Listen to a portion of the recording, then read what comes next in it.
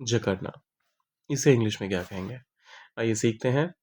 अच्छा, सबसे पहली चीज़ तो ये कि ये मेटाफोरिक हो सकता है, ये मेटाफोर के तौर पे भी इस्तेमाल हो सकता है और लिटरल भी हो सकता है।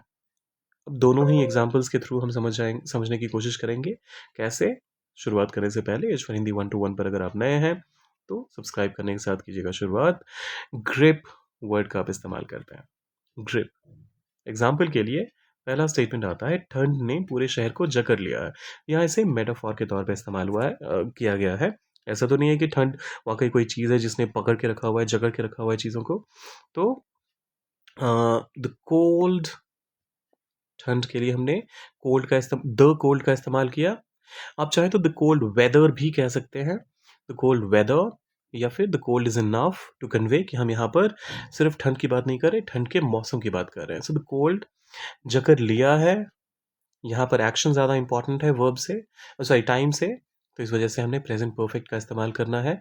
So the cold has gripped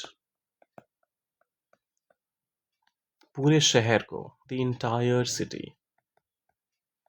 the cold has gripped the entire city. कुछ और एग्जांपल्स आपके लिए। डर ने उसे पूरी तरह पकड़ लिया या जकड़ लिया। Fear gripped him completely. Fear gripped him completely. उसने रस्सी को मजबूती से पकड़ा या फिर पकड़ लिया। He gripped the rope tightly. He gripped the rope tightly. बीमारी ने उसके शरीर को जकड़ लिया। इसका ट्रांसलेशन आप कमेंट में डालिए और जाने से पहले सब्सक्राइब, लाइक और शेयर कर दीजिएगा। मिलते हैं जल्दी।